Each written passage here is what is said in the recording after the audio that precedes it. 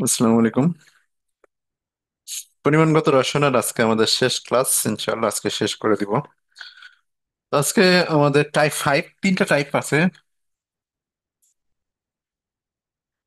অম্লীয় মাধ্যমে জারক বিজারকে জারণ মানের পরিবর্তন। আচ্ছা, অম্লীয় মাধ্যমে জারক বিজারকের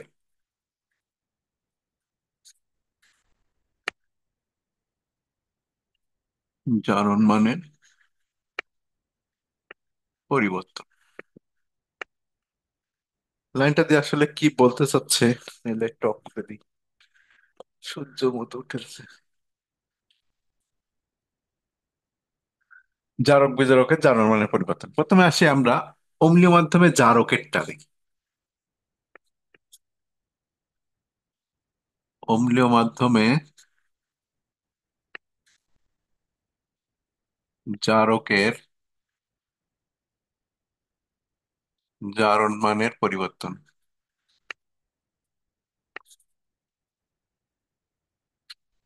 প্রথমত আসি কেএমএনও4। এই কেএমএনও4 কে যদি একটা অ্যাসিড মাধ্যমে দেয়া হয়, তাহলে অ্যাসিড মাধ্যম বলতে এখানে H+। তো অ্যাসিড মাধ্যমে যদি দেয়া হয় H+ এর ভেতরে, তাহলে সে কি কাজ করে, এটা হলো আমাদের কথা। এখানে দেখো, অ্যাসিডের মধ্যে যদি কেএমএনও4 কে দেয়া হয়, তবে তোমার মুখস্থ রাখতে হবে যে 5টি ইলেকট্রন গ্রহণ করে। এটা হলো তার ধর্ম, যে অ্যাসিড মাধ্যমে দিলে সে সবসময় কি করে, 5টি ইলেকট্রন গ্রহণ করে বসে থাকে। 5টি ইলেকট্রন যদি গ্রহণ করে, তাহলে এর কি ধরনের পরিবর্তন হয় সেটা যদি আমরা দেখি। এই জায়গায় এমএন এর জারণমানটা যদি আমরা বের করি, পটাশিয়াম +1, এমএন হলো এক্স, অক্সিজেন হলো -2 × 4 = 0। অর্থাৎ এখান থেকে এক্স এর মান বের করলে দেখো +7 আসে। তো এখানে এমএন এর জারণমানটা হলো +7। এই +7 থেকে সে 5টি ইলেকট্রন যদি গ্রহণ করে, তাহলে কি উৎপন্ন হবে, এটা হলো আমাদের কথা। তো এখানে এই যে H+টা দেখো, এই H+টা হলো পানি হয়ে যাবে এই অক্সিজেনকে নিয়ে। তো একটা পানির অণুর সংকেতের দিকে যদি তুমি তাকাও, তাহলে দেখা যায় যে একটা অক্সিজেনের সাথে দুইটা হাইড্রোজেন যুক্ত হয়, নিয়ে এক অণু পানি হয়। তো এখানে যেহেতু 4টা অক্সিজেন আছে, তাহলে এই জায়গায় 8টা H+ দিতে পারবো। H+টা একটু পরে দিই। প্রথমত, এখানে এই পটাশিয়ামের জারণ মানটা +1, একটু আগে আমি যখন নির্ণয় করছি দেখো, +1 +x, তারপর অক্সিজেন হলো -2 × 4, এটা লিখছিলাম =0। তার মানে এখানে পটাশিয়ামের জারণ মানটা +1, ওটার কোনো চেঞ্জ হবে না, ওইভাবেই থাকবে। অক্সিজেনের জারণ মানটা হলো -2, ওটারও কোনো চেঞ্জ হবে না। আর অক্সিজেনটা হলো হাইড্রোজেনের সাথে মিশে পানি হয়ে যাবে। আর এই যে 5টা ইলেকট্রন যেটা গ্রহণ করবে, সম্পূর্ণটা গ্রহণ করবে হলো ম্যাঙ্গানিজটা। তাহলে ম্যাঙ্গানিজ ছিল +7, যদি সে 5টি ইলেকট্রন গ্রহণ করে, তো ওর কাছে আর কত থাকবে, ওর কাছে থাকবে হলো Mn2+, 2 থাকবে। আর এই অক্সিজেন গুলো পানি হয়ে যাবে। তো 4টা অক্সিজেনকে পানি করতে গেলে 8টা H+ লাগবে। এই যে একটা অক্সিজেনের সাথে দুইটা হাইড্রোজেন যুক্ত হয়, তাহলে 4টা অক্সিজেনের জন্য 8টা H+ নিলে আমাদের এখানে 4H2O হবে। তো এই হলো আমাদের বিক্রিয়াটা। তাহলে অম্লীয় মাধ্যমে পরীক্ষাতে প্রশ্ন আসবে যে অম্লীয় মাধ্যমে কেএমএনও4 কয়টা ইলেকট্রন গ্রহণ করে, অ্যান্সার হবে 5টি। আর 5টি ইলেকট্রন গ্রহণ করলে কি উৎপন্ন হয়, Mn+7 থেকে Mn+2 তে যায়। Mn+7 থেকে কততে যায়, Mn+2 তে যায়। And এই বিক্রিয়াটা যদি আমরা আয়ন হিসেবে লিখি, দেখো KMnO4, এখানে হলো K+MnO4-। তো যদি এই K+টা আমরা বাদ দিয়ে দিই, তাহলে আমাদের থাকে হলো MnO4-। K+টা বাদ দিলে থাকে আমাদের কি, MnO4-। এখন এই যে MnO4 আছে, এইটা দিয়ে যদি এই বিক্রিয়াটা লিখি, তাহলে K+টা বাদ দিচ্ছি বলে MnO4-, একই হবে। 5টি ইলেকট্রন, 4টা অক্সিজেন আছে বলে 8H+। এখানে কিন্তু Mn এর জারণ মানও +7। বিশ্বাস না হলে নির্ণয় করে দেখো যে এটাতে Mn এর জারণ মান কি করে +7 আছে। Mn হলো এক্স, অক্সিজেন হলো -2 × 7 = -1। তো এখান থেকে এক্স এর ভ্যালু বের করে দেখো যে এখানেও Mn এর জারণ মানটা কত আসে। এটা 4 তো, এখানে Mn এর জারণ মানটা নির্ণয় করে দেখো +7ই আসবে। তাহলে এইভাবে যদি আয়ন হিসেবে যদি আমরা বিক্রিয়াটা লিখি, তবুও কিন্তু আমাদের জিনিসটা কি থাকবে, এ পাশে কে লিখি না, ওই পাশে কে লেখা লাগবে না। এমএন এখানে +7 আছে, 5টি ইলেকট্রন গ্রহণ করলে এমএন এর কাছে +2 থাকবে, আর এটা হয়ে যাবে আমাদের 4H2। তো এই হলো যে অম্লীয় মাধ্যমে জারকের জারণমানের পরিবর্তন। প্রথম জারক আমাদেরকে MnO4 5টি ইলেকট্রন গ্রহণ করে, আর সে কত থেকে কততে যায়, +7 থেকে +2 তে যায়। কাজ শেষ। 2 নম্বরে আসি। 2 নম্বর জারক হলো আমাদের K2Cr2O7। আমাদের শুধু দুইটা জারক প্রয়োজন, অন্যগুলো আমাদের লাগবে না। K2Cr2O7 এটাতে যদি আমরা যাই, তা এখানে এ হলো অ্যাসিডের মাধ্যমে দিলে এ 6টি ইলেকট্রন গ্রহণ করে বসে থাকে। আর কয়টা অক্সিজেন লাগবে? আগেই বলছিলাম যে কয়টা অক্সিজেন আছে তার ডবল H+ লাগবে। তো এখানে 7 অক্সিজেন আছে, মানে এখানে 14 H+ লাগবে আমার। তাহলে যদি এখন আমরা দেখি যে 6টি ইলেকট্রন গ্রহণ করলে কি হয়, তো এখানে পটাশিয়ামের জারণ মান +1 × 2, ক্রোমিয়ামেরটা বের করতে চাচ্ছি। ক্রোমিয়াম হলো X × 2, অক্সিজেন হলো -2 × 7 = 0। তাহলে +2 + 2x - 14 = 0। তাহলে 2x সমান হলো +12, x = +6। এখানে দেখা যাচ্ছে যে ক্রোমিয়ামের জারণ মানটা আছে হলো +6-এ। তো যদি একটু +6টা লিখে নিই, একটা ক্রোমিয়ামের জারণ মান কিন্তু এখানে +6। এই 6টি ইলেকট্রন গ্রহণ করলে তোমার মনে হতে পারে যে ক্রোমিয়াম তাহলে তো এখানে 0-তে আসতেছে, কিন্তু জিনিসটা এরকম হচ্ছে না। কেন দেখো, দুইটা ক্রোমিয়াম আসছে এখানে।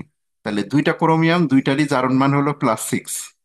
একটা ক্রোমিয়াম এটার জারণ মান যেমন +6, আর একটা ক্রোমিয়াম সেটার জারণ মানও +6। তাহলে দুইটা ক্রোমিয়ামের জারণ মানই +6। এখন দুইটা ক্রোমিয়াম জারণ মান যদি +6 হয়, 6টা ইলেকট্রন আছে, তারা কি করবে? 6টা ইলেকট্রন দুজনে ভাগ করে করে নিবে। এ বলবে কি, ভাই আমাকে 3 মেয়ে দে, তুই 3 মেয়ে দে। মানে দুই ভাই আছে বাড়িতে, তারা কন্ট্যাক্ট করলো কি 6টা মেয়ে নিয়ে আসবে। 6টা মেয়ে নিয়ে আসলে তারা কি করবে? তিনজন বাছাই করে করে, তুমি 3টা নাও, আমি 3টা নিই, তাহলেই তো হয়। 6টা মেয়ে যদি একজনে গ্রহণ করে, এটা তো হতে পারে না। তাই এরা যে 6টি ইলেকট্রন যে গ্রহণ করবে, এ 3টা নিচে, এ 3টা নিচে, এ 3টা নিচে, এ 3টা নিচে। তাহলে এর কাছে কত থাকবে? এর কাছে থাকবে হলো Cr3+, আর এর কাছে থাকবে হলো Cr3+। দুইটা Cr3+ যদি আমরা একসাথে যোগ করে লিখি, তাহলে লিখতে পারি 2Cr3+। তার মানে এখানে যে দুইটা ক্রোমিয়াম আছে, দুইটা ক্রোমিয়াম 6টি ইলেকট্রন গ্রহণ করলে এরা হয়ে যায় 2Cr3+। আর এই পটাশিয়ামের জারণ মানের কোনো চেঞ্জ হয় না, K+ থেকে যাবে। 7টা অক্সিজেন এখানে পানি হয়ে যাবে, মানে 7H2। তাহলে এখানে দুইটা কে, এখানে 2 কে দিয়ে দিলাম। এখন প্রশ্ন যদি এখান থেকে আমি করি, দেখো প্রশ্ন কিভাবে আসবে। 1 নাম্বার, এটা দিয়ে যদি আমি প্রশ্ন করি, তাহলে অম্লীয় মাধ্যমে KMnO4 কয়টি ইলেকট্রন গ্রহণ করে? এমসিকিউ গুলো এইভাবে লেখো, আসলে এটাই আসবে। অম্লীয় মাধ্যমে KMnO4 কয়টি ইলেকট্রন গ্রহণ করে? গ্রহণ করে। তাহলে অ্যান্সার হবে কয়টা? 5, 6, 3, 2। তাহলে অ্যান্সার হবে KMnO4 কয়টা? KMnO4 5টি ইলেকট্রন গ্রহণ করে। তাহলে প্রথম এমসিকিউ আমাদের KMnO4 এর জন্য 5টা। এবার আসি, যদি আমরা এই জায়গাটায় চেঞ্জ করে দিই, 2 নম্বর এমসিকিউ পরেরটা লেখো। অম্লীয় মাধ্যমে K2Cr2O7। অম্লীয় মাধ্যমে এখন যদি আমি প্রশ্নটা করি, K2Cr2O7 পটাশিয়াম ডাইক্রোমেট, তাহলে এ কয়টা ইলেকট্রন গ্রহণ করে? এখন অ্যান্সার হবে 6। এখন অ্যান্সার হবে কত? 6। এর পরের প্রশ্ন যাই, 3 নম্বর এমসিকিউ। 3 নম্বর এমসিকিউতে যাই। অম্লীয় মাধ্যমে K2Cr2O7 এর জারণ মানের পরিবর্তন ঘটে। জারণ মানের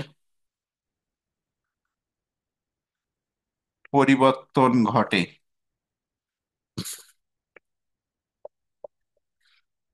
এ নাম্বারে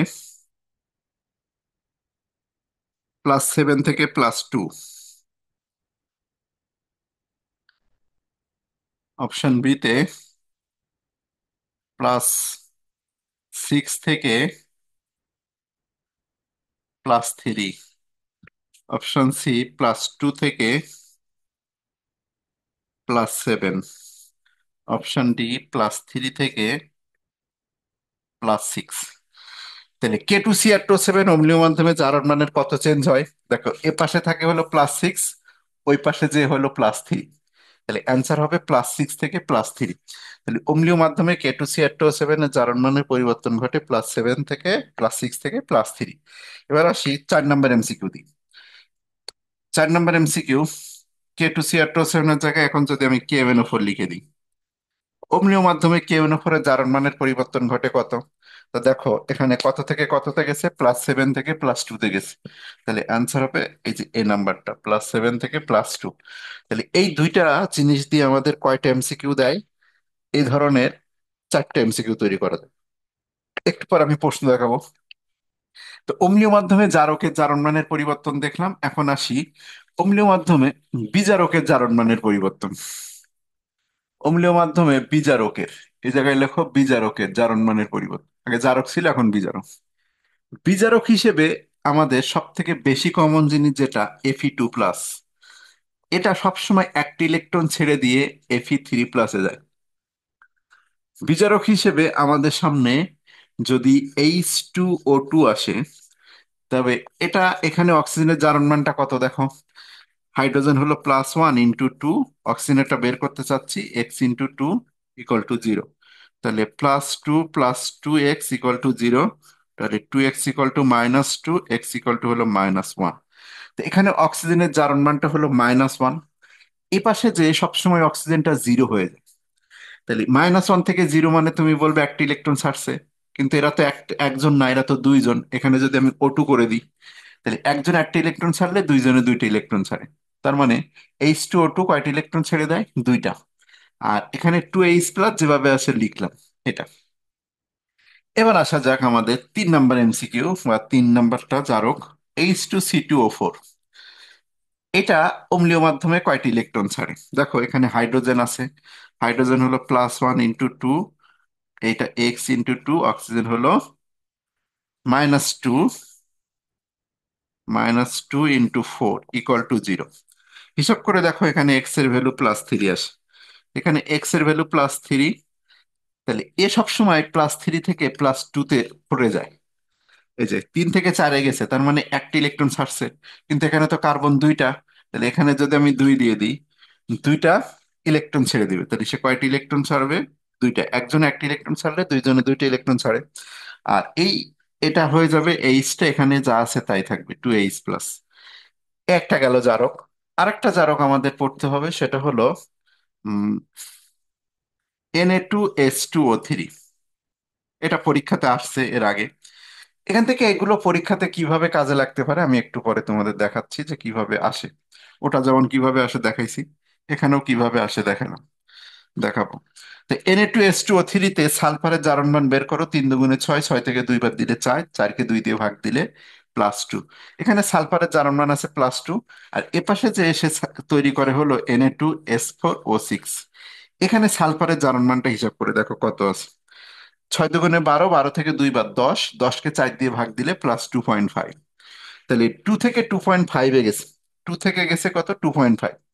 তাহলে যদি বলি একটা সালফার কয়টা ইলেকট্রন ছাড়ছে, তাহলে দেখো 2 থেকে যদি বলি 2.5, তাহলে 2.5 মাইনাস হলো 2, কত থাকে, 0.5। তার মানে একটি সালফার ইলেকট্রন ছাড়ে,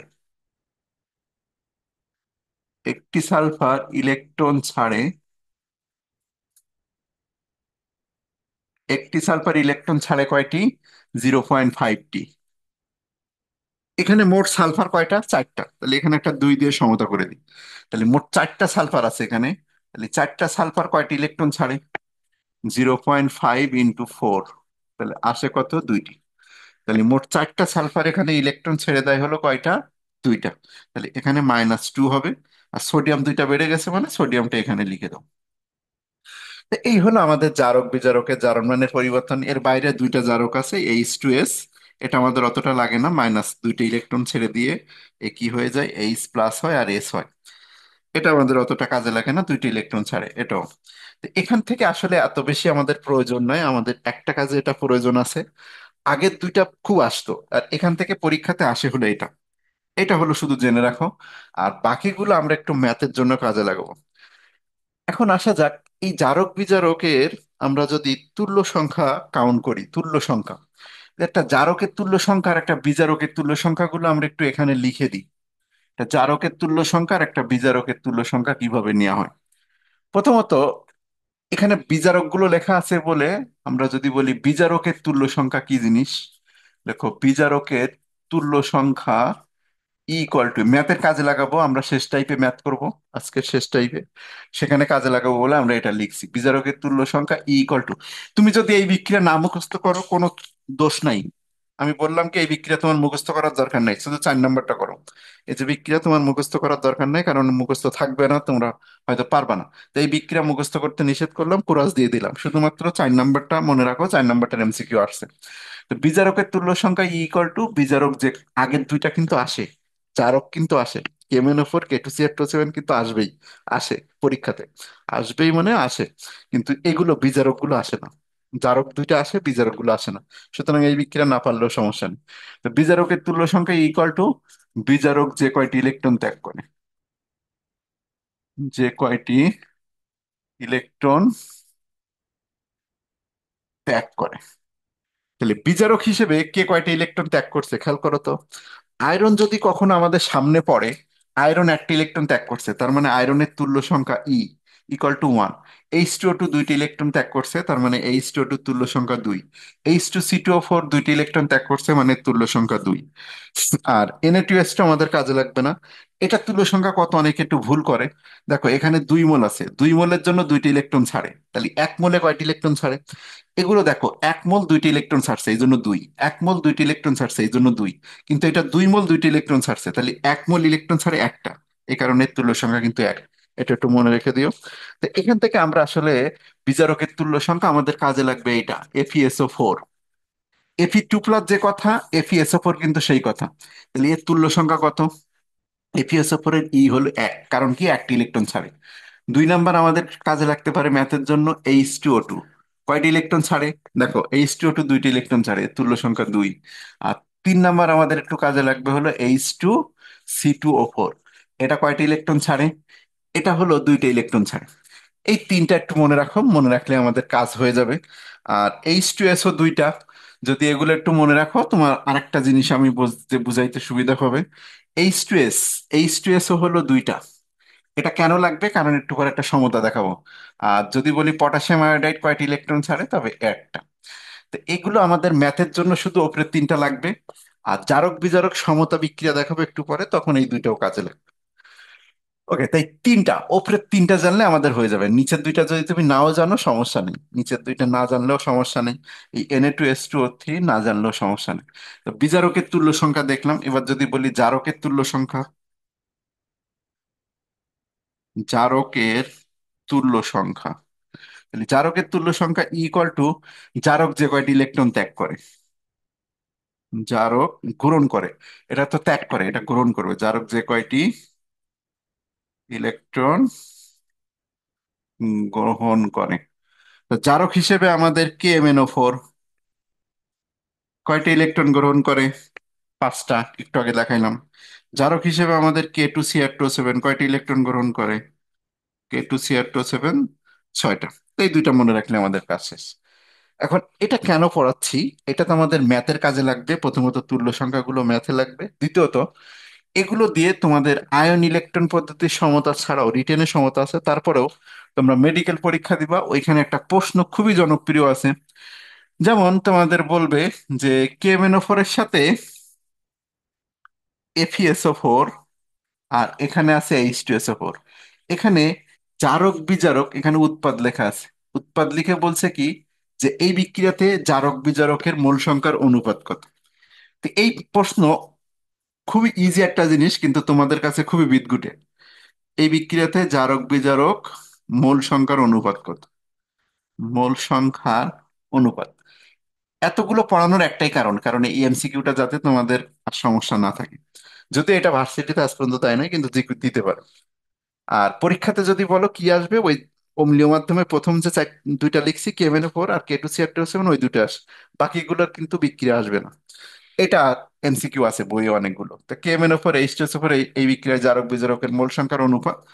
অপশন এরকম থাকবে 1:5, অপশন বিতে থাকবে হলো 5:1। আর সিতে থাকলে হলো 2:3, আর ডিতে থাকলে ধরো 1:6, এরকম আছে। তো এখানে আমাদের জারক কোনটা আর বিজারক কোনটা দেখো তো একটু। এই KMnO4 হলো আমাদের জারক, আর FeSO4 দেখো বিজারক, কিন্তু এগুলো, এটা হলো বিজারক। বিক্রিয়া আমার পারার দরকার নাই, তারপরে আমি এই অ্যান্সার দিয়ে ফেলতে পারবো। কি করব, এই KMnO4 এ যে কয়টি ইলেকট্রন গ্রহণ করে সেই সংখ্যাটাকে ওর গায়ে দিবা, এর সাল ওর গায়ে দাও, মানে আমার গায়ের চাদরটা ওর গায়ে দিলাম। তাহলে এর গায়ের চাদর ওর গায়ে যাবে, ওর গায়ের চাদর এর গায়ে আসবে, তার মানে কি, এ যে কয়টি ইলেকট্রন গ্রহণ করে সেই সংখ্যাটাকে ওর গায়ে দাও, ও যে কয়টি ইলেকট্রন ত্যাগ করে সেই সংখ্যাকে এর গায়ে নিয়ে আসো। তো এখানে আমরা দেখতে পাচ্ছি ApSO4 তুল্য সংখ্যা এক, মানে একটি ইলেকট্রন ছাড়ছিল, মনে আছে? Fe2+ একটি ইলেকট্রন ছেড়ে দিয়ে কততে যায়, Fe3+ যায়। তার মানে এ যে একটি ইলেকট্রন গ্রহণ করে সেই সংখ্যাটাকে আমরা এর গায়ে দিলাম। আর এই KMnO4 যে কয়টি ইলেকট্রন ত্যাগ করে সেই সংখ্যাটাকে আমরা এর গায়ে দিব। তাহলে এ 5টি ইলেকট্রন ত্যাগ করে মানে সেই সংখ্যাটাকে ওর গায়ে দিচ্ছি, মানে ভালো করে লিখে একটু। FeSO4 ছিল কিন্তু কি, FeSO4। তাহলে এর ইলেকট্রনটাকে আমরা, এ 5টা, এ একটি ইলেকট্রন গ্রহণ করে, এ একটি ইলেকট্রন ত্যাগ করে সেই সংখ্যাটাকে এর গায়ে দিলাম। আর এ 5টি ইলেকট্রন গ্রহণ করে সেই সংখ্যাটাকে এর গায়ে দিলাম। তাহলে এখন আমাদের জারক এখানে, জারক আর নিচে লিখলাম হলো বিজারক। কেন এইভাবে লিখছি, কারণ ওরা জারক বিজারক মূল সংখ্যার অনুপাত চাইছে। যদি বলতো বিজারক জারক, তাই আমি উপরে বিজারক নিচে জারক লিখতাম। তো জারকের মূল সংখ্যা এখানে কত, 1। বিজারকের মূল সংখ্যা কত, 5। তাহলে অ্যান্সার কত, 1:5। তাহলে এই MCQ দিলে খুবই ইজিলি ভাবে আশা করি বের করতে পারবো। ধরো এবার এখানে দেয়া হলো KMnO4 এর পরিবর্তে আমরা এখানে দিলাম K2Cr2O7। K2Cr2O7 জিজ্ঞাসা করা হলো এই বিক্রিয়ায় জারক বিজারকের মূল সংখ্যার অনুপাত কত। তাহলে এ হলো একটি ইলেকট্রন ত্যাগ করে, সেই এই সেই সংখ্যাটাকে এখানে দিলাম। এ 6টি ইলেকট্রন গ্রহণ করে সেই সংখ্যাটাকে এখানে দিলাম। তা জারক এখানে 1, বিজারক এখানে হলো 6, তাহলে অ্যান্সার হবে 1:6। আশা করি এই ম্যাথ, মানে এই MCQ কারো কোনো সমস্যা নাই। আর যদি আরো দেখাইতে বলো আরো দেখাইতে পারি। যেমন আমি এখন বললাম যে বলো তো KMnO4 এটার সাথে H2O2 আর হলো অম্লীয় মাধ্যমে H2SO4, এই বিক্রিয়াতে জারক বিজারক মূল সংখ্যার অনুপাত। তো এইটা হলো আমাদের সেই জারক, আর এটা হলো আমাদের বিজারক। জারক এখানে 5টি ইলেকট্রন গ্রহণ করে, তাহলে 5 সংখ্যাটাকে এর গায়ে দিলাম। আর এটা দেখো 2টা ইলেকট্রন ছাড়ছিল, তাহলে এর সংখ্যাটাকে এখানে দিলাম। তো যদি আমরা এখানে বলি জারক বাই বিজারক, জারক বাই বিজারক, তো জারক কত, জারক হলো 2, বিজারক কত, 5। তাহলে অ্যান্সার হবে 2:5। অ্যান্সার হবে এটা 2:5। আর যদি তারা এরকম করে বলতো যে বিজারক জারক মূল সংখ্যার অনুপাত কত, প্রশ্ন কিন্তু ঘুরে থাকতে পারে। তো এখন বিজারকটা হবে উপরে, জারকটা হবে নিচে, তাহলে 2। তাহলে যদি বলে বিজারক জারক তাহলে অ্যান্সার হবে 5:2। আর যদি বলে জারক বিজারক 2:5। আসলে জারক বিজারক উপরে লিখে নিলেই তুমি নিজেই বুঝতে পারো। তো এটা আসলে কোনো বিষয় না। আরেকটা লাস্ট দেখে আমরা এই টাইপ শেষ করে দিচ্ছি। ধরো এরকম তোমাকে বললো যে K2Cr2O7 আর এটা বিক্রিয়া করছে হলো H2C2O4 এর সাথে অম্লীয় মাধ্যম। এখানে এসে লেখা আছে উৎপাদ, এখানে জারক বিজারকের মূল সংখ্যার অনুপাত। ধরো একটা বিজারক জারক বের করতে বললাম, বিজারক জারক মূল সংখ্যার অনুপাত। তাহলে এইটা হলো আমাদের সেই বিজারক। আর K2Cr2O7টা কি, জারক। এ হলো 6টি ইলেকট্রন ত্যাগ গ্রহণ করে, তাহলে ওর সংখ্যাটাকে কোথায় দিব, এখানে। আর H2C2O4 কয়টি ইলেকট্রন ত্যাগ করতো, 2টা, ওর সংখ্যাটাকে এখানে দিব। এখানে বিজারক হচ্ছে আমাদের হলো 6, জারক আছে আমাদের 2। তাহলে 6 আর 2 কাটলে কত আসে, 3 আসে, দেখো 3। তাহলে এটা 3। তার মানে বিজারক ইস্টু জারক যদি লিখি আমরা 3:1, বিজারক ইস্টু জারক লিখলে অ্যান্সার হবে 3:1। আর যদি জারক ওপরে দিতাম বিজারক নিচে দিতাম, তাহলে 1:3। তা আশা করি জারক বিজারক তুল্য সংখ্যা, জারক বিজারকের অনুপাত নির্ণয়ে কারো কোনো সমস্যা নেই। আর প্রথম যে 4টে MCQ আমি দেখাইছিলাম, ওইটা পরীক্ষাতে কিভাবে প্রশ্ন করে সেটা এখন খেয়াল করো।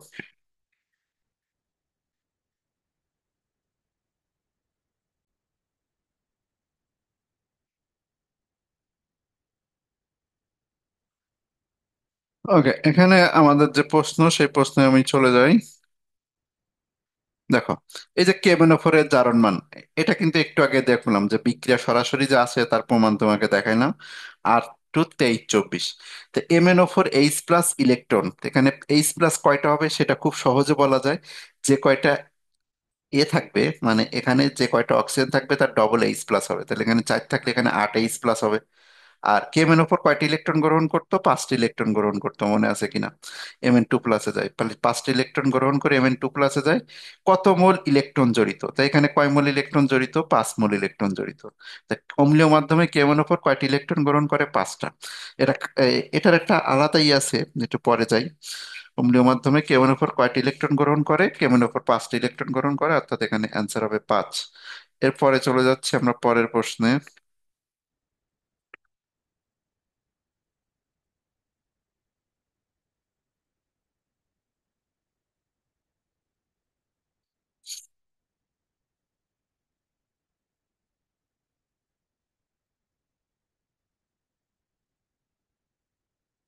এই যে 22 নম্বর এমসিকিউ, দেখো 22 নম্বর এমসিকিউটা ওটাই।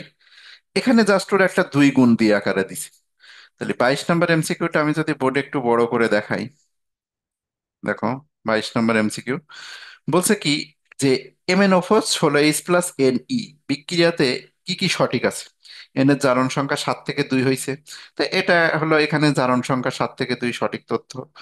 আচ্ছা, আমি একটু দেখাই তাহলে বুঝতে পারবো। তা আমাদের মেন বিক্রিয়াটা এটা ছিল, MnO4, আর এখানে কয়টি ইলেকট্রন গ্রহণ করে সে? MnO4- সবসময় 5টি ইলেকট্রন গ্রহণ করে, আর H+। H+ কয়টা দিব মনে আছে? H+ এখানে যে কয়টা অক্সিজেন থাকবে তার ডবল দিব, তাহলে 4টা অক্সিজেন আছে মানে এখানে 8টা H+ হবে। এইট H+ যদি হয়, MnO4 এখানে +7 থাকে, +7 থেকে ওই পাশে যে কি হয়, Mn2+ হয়। Mn হয় কি +2। আর এই অক্সিজেন আর এই হাইড্রোজেন মিলে তৈরি করে হলো 4H2। এখন এই বিক্রিয়াটাকে ওরা ডবল করছে, কি করে বুঝলাম? দেখো, MnO4 এর আগে ওরা দিয়ে রাখছে হলো 2। তা আমি ওপরের এই বিক্রিয়াটা যেটা আসছে সেটাকে এখন আমি 2 দিয়ে গুণ করে দিই। তাহলে এই বিক্রিয়াটাকে 2 দিয়ে গুণ করে দাও, MnO4-, আর এটা হলো 5 দুগুণে তাহলে 10 ইলেকট্রন, আর এটা হলো 8 দুগুণে 16H+। আর ওপাশে আমাদের বিক্রিয়াটা যেটা দেখো, যে 2Mn2+, 2 দিয়ে গুণ করলে, আর এটা হলো 8H2। তাহলে মেন বিক্রিয়াটাকে জাস্ট 2 দিয়ে গুণ করছে। এবার যদি আমরা দেখি জারণ সংখ্যার পরিবর্তন, যেটা +7 থেকে +2-তে গেছে, তার মানে 1 নম্বর তথ্য সঠিক।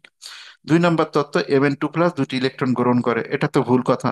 এখানে Mn+7 হলো 5টা ইলেকট্রন গ্রহণ করছে, আর Mn2+ তো কোনো ইলেকট্রন গ্রহণ করে না। Mn2+ কে এখানে কোনো ইলেকট্রন গ্রহণ করে, এই 2 নম্বর তথ্য একটা ভুল তথ্য। 3 নম্বর তথ্য কি, এন এর মান 10। এই যে এন এর মান কত, এই যে Ni, ইলেকট্রনের মান কত এখানে? 10টা, তাহলে এখানে ইলেকট্রনের মান 10টা, এটা সঠিক তথ্য। তাহলে অ্যান্সার হলো 1 আর 3। 1 আর 3 সত্যি, এই যে 1 আর 3 নম্বরটা সঠিক আছে। ওকে, এরপরে আমরা চলে যাচ্ছি পরের এতে।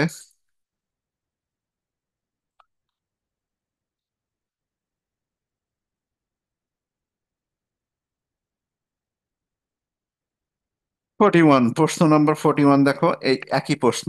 MnO4 আয়নকে ethane dioate ion. Ethane dioate ion বলতে চিনতে পারতেছো না যেহেতু, আমি ইথান ডাইওয়েট আয়ন কি। MnO4 আয়নকে যদি ইথান ডাইওয়েট আয়ন দিয়ে বিজারিত করলে Mn এর জারণ মান কত হয়? তা আসলে এখানে ইথান ডাইওয়েট আয়ন বলতে কি বোঝাচ্ছে তারা? ইথানোয়িক অ্যাসিড, ইথান ডাইওয়েট একই না। এই যে C+H, এটাকে বলি হলো আমরা অক্সালিক অ্যাসিড। এটাকে কি বলি আমরা? Oxalic acid. এখন এই অক্সালিক অ্যাসিডটাকে তুমি চাইলে কিন্তু এইভাবে লিখতে পারো, হাইড্রোজেন 2টা, H2, সি কয়টা? সি 2টা, অক্সিজেন কয়টা? 4টা। তাহলে H2C2O4, এটা হলো আমাদের অক্সালিক অ্যাসিড। এই অক্সালিক অ্যাসিডের এই হাইড্রোজেনটা যদি বাদ দিয়ে দাও, তাহলে এখানে 2- হয়। এই হাইড্রোজেন 2টা যদি বাদ দিয়ে দিই, তাহলে এটা হলো আমাদের 2- হয়, মানে মাইনাস মাইনাস। তখন এটার নাম হলো অক্সালেট। অক্সালেট, মানে এই অক্সালেটের আরো 2টা নাম করা যেতে পারে অক্সালিক অ্যাসিডের। অক্সালিক অ্যাসিডের যদি আমরা আইইউপ্যাক নাম করি, তা 1, 2। ইথেন ডাইওয়িক অ্যাসিড এর আর একটা আইইউপ্যাক নাম হতে পারে কি? Ethane dioic acid. Ethane dioic acid. Ethane dioic acid. এখন যদি আমরা এই H2টাকে বাদ দিয়ে দিই, তাহলে এখানে যেমন অক্সালিক অ্যাসিড থেকে অক্সালেট হয়েছে, এক্ষেত্রে এর নাম হবে ethane dioate ion. Ethane dioate ion. Dioate, dioate ion. তাহলে ইথেন ডাইওয়েট আয়ন মানে আসলে এটা। তাহলে এই MnO4 কে যদি C2O4 এর সাথে বিক্রিয়া দিই, তাহলে কি ঘটনা ঘটবে ওরা সেইটা জানতে চাইছে। তাই আমরা একটু দেখি, MnO4 কে যদি আমরা আহ কার সাথে বিক্রিয়া দিব, C2O4 এর সাথে বিক্রিয়া দিব, তাহলে Mn এর জারণ মানের সবসময়, এখানে চারটে অক্সিজেন আছে, তাহলে এখানে কি 8H+ হবে। তাহলে Mn এর জারণ মান সবসময় কততে যাবে, +7 থেকে সবসময় কততে যায় সে, +2-তে যায়। এটা অবধারিতভাবে চিরন্তন সত্য যে Mn এর জারণ মান সবসময় +7 থেকে +2-তে যায়। আর K2Cr2O7 এর জারণ মান সবসময় +6 থেকে +3-তে যায়। ঠিক আছে, তাহলে এখানে অবধারিতভাবে এটা কি হবে, এটা অবধারিত হবে আমাদের যে এটা +7 থেকে যায় হলো কততে, +2-তে যায়। আর বাকিটা আমাদের দরকার নাই, বাকিটা আমাদের প্রয়োজন নাই। তাহলে +7 থেকে সে কোথায় যাবে, সবসময় +2-তে যাবে। তো এটাই হলো কথা। যদি কোনো বিক্রিয়াতে তোমার Mn নিয়ে কথা বলে তা সেটা সবসময় +7 থেকে +2-তে যাবে। তাহলে এটার অ্যান্সার হবে দেখো, যে এটা Mn এর জারণ মান ওই পাশে যে কত হয়েছে, +2 হয়েছে। তাহলে এই এ পাশে তো +7 ছিল, তাহলে ওই পাশে যে Mn এর জারণ মান কত হবে, +2 হবে, এটা অ্যান্সার।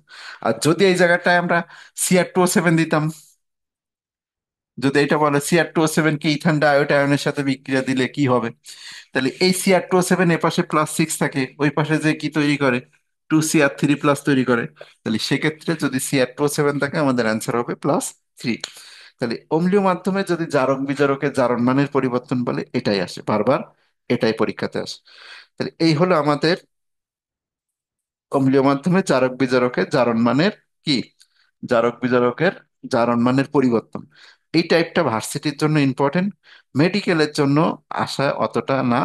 তবে হ্যাঁ, যদি মেডিকেলে আসে তবে কিভাবে করবে, ওই যে জারক বিজারকের অনুপাত কত। আর সচরাচর যদি বলে KMnO4 কয়টি ইলেকট্রন গ্রহণ করে, K2Cr7, এই দুইটা হলো মোস্ট কমন প্রশ্ন। আশা করি সবাই পারবে। এবার আসি আমরা জারক বিজারকের এক্সাম্পল। জারক বিজারকের এক্সাম্পল পরের টাইপ, টাইপ হলো এটা মনে হয় 7, মানে 5, 6, এটা হলো 6 টাইপ। জারক বিজারকের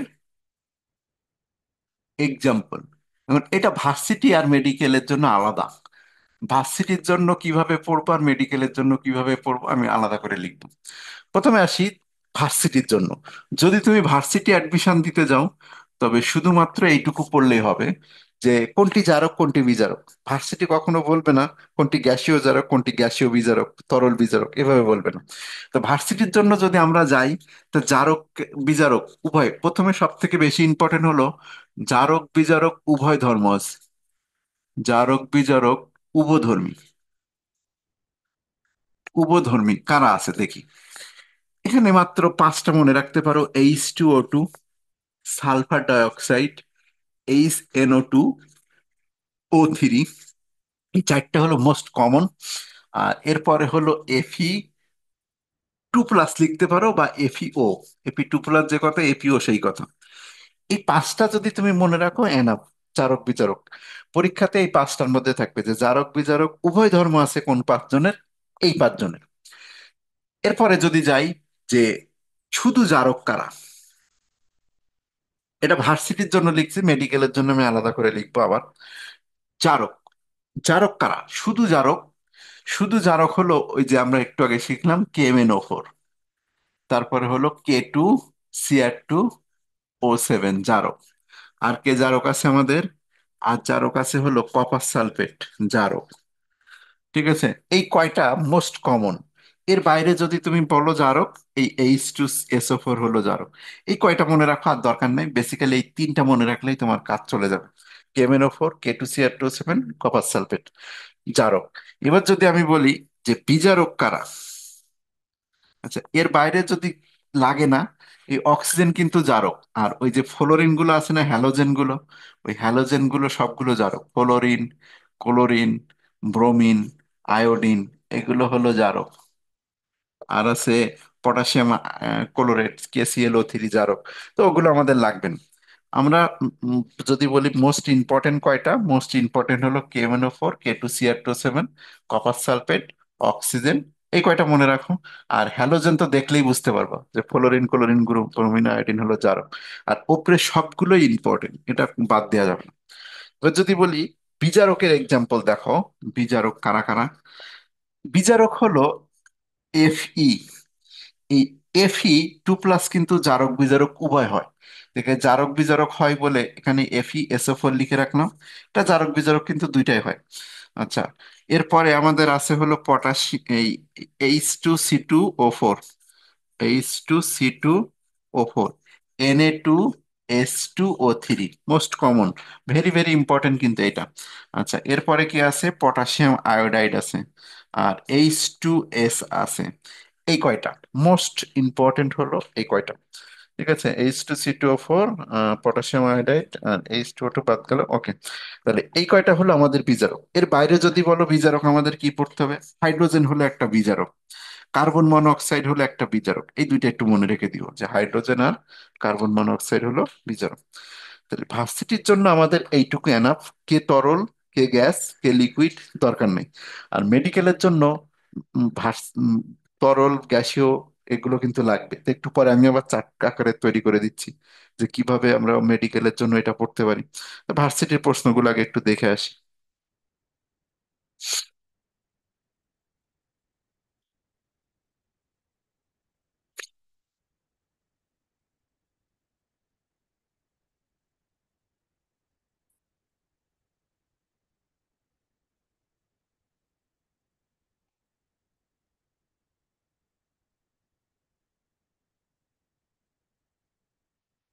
4 নম্বর প্রশ্ন দেখো।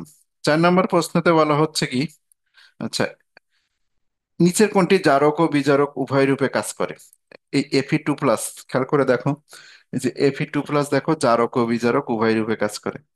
Fe2+ হলো জারক ও বিজারক উভয় রূপেই কাজ করে। আচ্ছা, পরের এমসিকিউ দেখাই।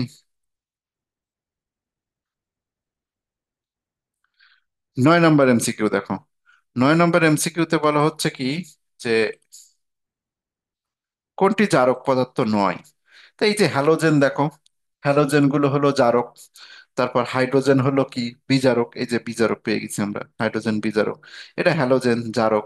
আর H2O2 কি, জারক বিজারক উভয় ধর্ম আছে। এই যে H2O2 জারক বিজারক উভয় ধর্ম আছে। তাই এটা আমরা দিলেই পারবো। ওকে, এরপরে চলে যাচ্ছি গত ক্লাসের একটা জিনিস। এই যে বর্ণহীন করে কে দেখছো? এই যে বর্ণহীন করে জাহাঙ্গীরনগর দেখো 22-23-এ দিছে। বর্ণ দূরীকরণের জন্য ব্যবহার করা হয় কি, এই ক্লোরিন। ক্লোরিন, এই যে ব্লিচিং পাউডারের যে ক্লোরিন, এটা কিন্তু বর্ণ দূরীকরণে ব্যবহার হয়। ওকে, এর পরের প্রশ্নে চলে যাই।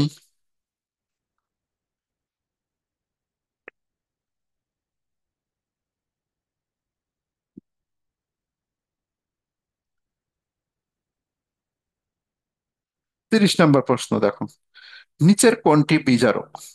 তো বিজারকের মধ্যে এখানে আমাদের প্রথম অপশনে যেটা আছে সেটা হলো কেমেনোফোর। কেমেনোফোর অবশ্যই কি, জারক। এই যে কেমেনোফোর জারক। এরপরে হলো এই কপার সালফেট হলো জারক। And এই দুইটা জারক, আর Na2S2 দেখো O3 হলো বিজারক। এখানে যদিও MnSO4 দিছে, কারণ এটা +7, +2 থেকে +7ও যাইতে পারে। এটার নিয়মটা আমি বলে দিচ্ছি একটু পরে কেন।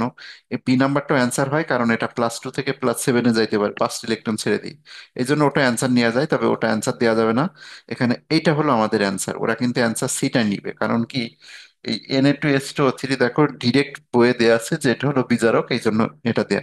আর এটা বের করে নিতে হবে একটা কনসেপ্ট অনুযায়ী, এটা বিজারক হয়। কনসেপ্ট আমি বলে দিব যে কনসেপ্ট অনুযায়ী এটা বিজারক। ওকে, তাহলে এখান থেকে অ্যান্সার হবে সি নাম্বারটা। পরের আর একটা প্রশ্ন দেখাই।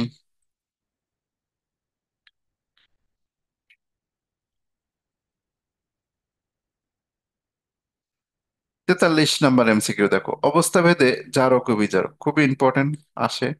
অবস্থা ভেদে জারক ও বিজারক হতে পারে না। এই যে O3 দেখো আছে এখানে। তারপর হলো সালফার ডাইঅক্সাইড দেখো আছে। তারপর H2O2 হতে পারে। এই অক্সিজেন কিন্তু অবস্থা ভেদে জারক বিজারক হতে পারে না, অক্সিজেন শুধু জারক। অক্সিজেন শুধু জারক, অক্সিজেন কি শুধু জারকের মধ্যে পড়ে। এই আনসার হবে বি নাম্বারটা। তো আশা করি এইটুকু জিনিস যদি তুমি মনে রাখো, তাহলে তোমার কোনটি জারক, কোনটি বিজারক, কোনটি জারক ও বিজারক ভার্সিটির প্রশ্ন ক্র্যাক করার জন্য এনাফ।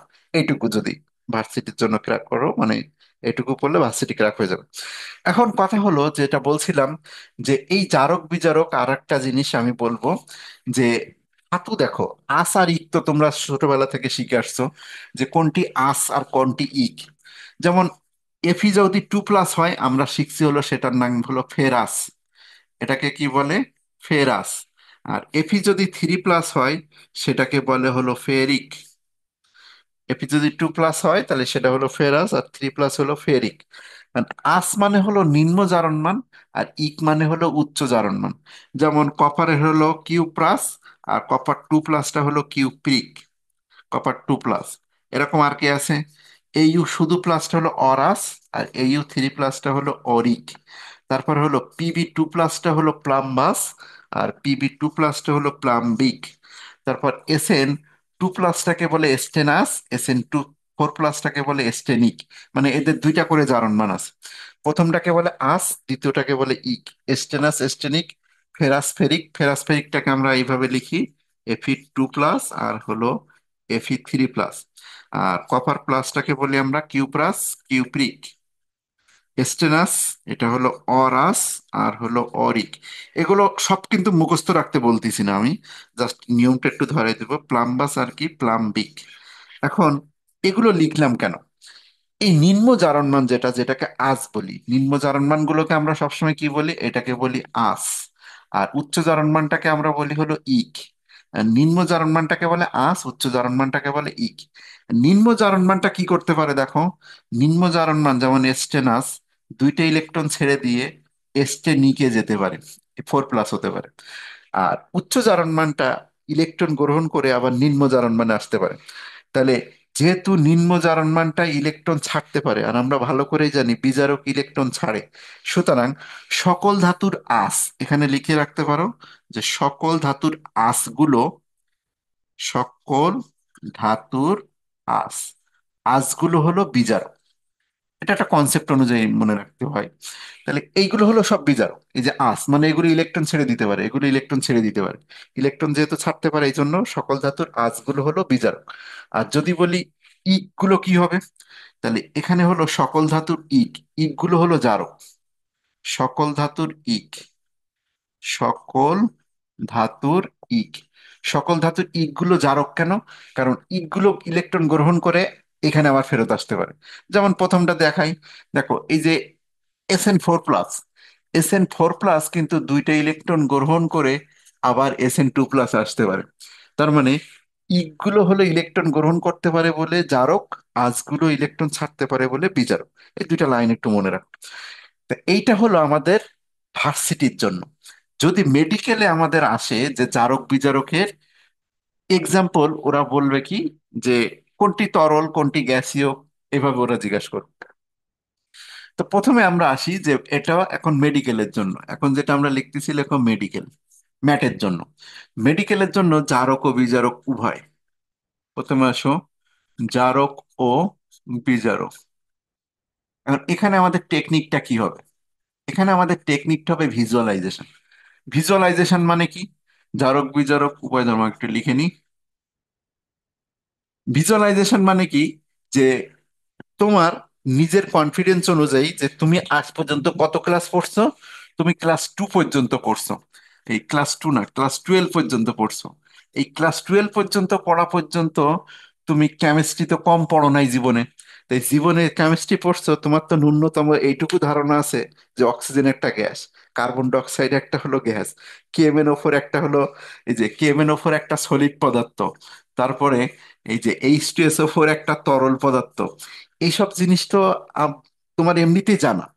এইসব জিনিস তো আর মুখস্থ করার জিনিস না, এইসব জিনিসটা তুমি দেখেই চেনো। তা এখন হলো ক্লাস 12 পর্যন্ত যেহেতু তুমি কেমিস্ট্রি পড়ছো, এখানে কে তরল কে গ্যাস তোমার জানা আছে, লিখে রাখো এটা আমি পারি। কে তরল, কে গ্যাস, কে কঠিন, সেটা আমি এমনি পারি, এভাবে লিখে রাখো, কারণ তুমি জানো এটা। এটা তোমার কানে কানে কেউ বলে নাই, এখন আমি তোমার কানে কানে ফিস ফিস করে বলে দিচ্ছি যে এটা তুমি চেনো, যে কে তরল কে গ্যাস কে লিকুইড। এটা পড়ে বলার প্রয়োজন নাই, এটা হলো তুমি জানো। এখানে কানে কানে আমি তোমাকে বললাম যে তুমি ক্লাস 12 পর্যন্ত পড়ছো, কে তরল কে গ্যাস কি হলো কঠিন, সেটা তুমি জানো। শুধুমাত্র তোমাকে কেউ বলে নাই বলে তুমি পারো না, এটা আমি বলে দিলাম যে এটা তুমি জানো। কে তরল কে গ্যাস কে হলো তোমার হলো কঠিন পদার্থ, এটা আমি তোমার কানে কানে ফিস ফিস করে বললাম, আরে তুমি এটা জানো, ঠিক আছে, এটা তুমি ছোটবেলা থেকে জানো, মানে এতদিন পড়ছো না, তোমার এটা এমনিতেই জানা আছে। এই যে কেএমএনও4 একটা কঠিন পদার্থ, এইচ2SO4 একটা হলো তরল পদার্থ, এটা তোমার বলে দেওয়ার প্রয়োজন নেই। এই যে H2O2 একটা তরল পদার্থ, তারপর সালফার ডাইঅক্সাইড যে একটা গ্যাস, এগুলো তুমি এমনিতেই জানো, শুধুমাত্র তোমার কনফিডেন্স লো করে দিছে এরা। এরা তোমাকে বলে নাই যে তুমি, ধর একটা তুমি হলো কাকের বাচ্চা, এখন তুমি কাকের বাচ্চা, তুমি মুরগির সাথে বড় হয়েছো। কিভাবে মুরগির সাথে বড় হয়েছো? ওই যে মেডিকেল কোচিং করতে গেছো, তখন তোমাকে বই দেখাই দেখাই বলছে এগুলো মুখস্থ করতে হবে, কে কঠিন কে তরল কে গ্যাস।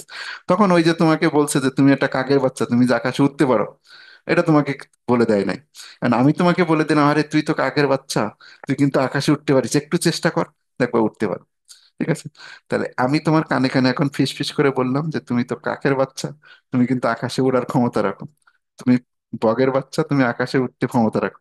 এখন তুমি এখন আমার কাছ থেকে শুনছো, এখন তুমি উঠতে পারো, এটা মাথার মধ্যে ঢুকাই রাখো। তাহলে এখানে আমরা যেটা বললাম যে ক্লাস 12 পর্যন্ত যেহেতু তুমি পড়ছো, কে তরল কে গ্যাস কে সলিড এটা তোমার এমনিতেই জানা। এটা তুমি দেখো, তুমি নিজে দেখলেই বলতে পারবা। তা আমাদের জারক বিজারক যে উভয় ধর্ম ছিল, আগে আমরা ভার্সিটির জন্য এভাবে লিখছিলাম: H2O2 লিখছিলাম, SO2 লিখছিলাম, O3 লিখছিলাম, তারপরে HNO2 লিখছিলাম, আর লিখছিলাম হলো Fe2+ বা FeO কে লিখছিলাম।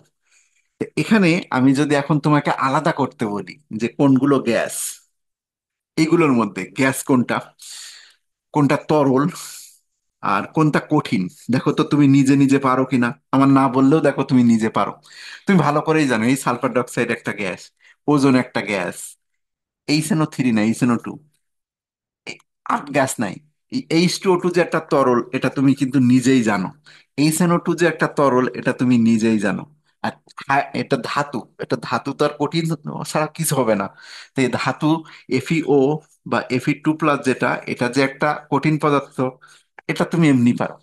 তাহলে কোনটা গ্যাস কোনটা তরল কোনটা কঠিন, এটা কি আসলে মুখস্থ করার দরকার আছে? দরকার নাই। এবার আসি বইয়ের ত্রুটি কি। আরে বই তোমাকে আরো গাধা বানাইছে। বই কিভাবে গাধা বানাইছে?